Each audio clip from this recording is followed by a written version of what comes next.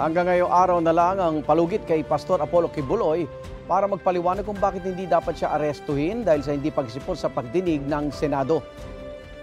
Ayon po sa Chairperson sa Committee on Women and Children si Senadora Risa Ontiveros, wala siyang maisip na katanggap-tanggap na dahilan para hindi sumipot si Quiboloy.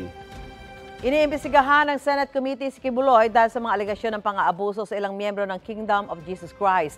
Noong Miyerkules, kinumpirma ng mga abogado ni Quiboloy na sasagot sila sa show cause order. Pakiusap naman ni Senador Robin Hood Padilla sana payagang humarap virtually si Quiboloy sa pagdinig. Dati nang sinabi ni Quiboloy na nagtatago siya dahil may banta umano sa kanyang buhay.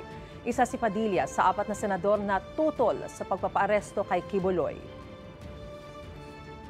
Pagka sinabing medical, hindi tatanggapin. Kapag sinabing security, parang sinabi mo na hindi ito katanggap-tanggap, parang nawawala yung due process. So sana marinig muna natin.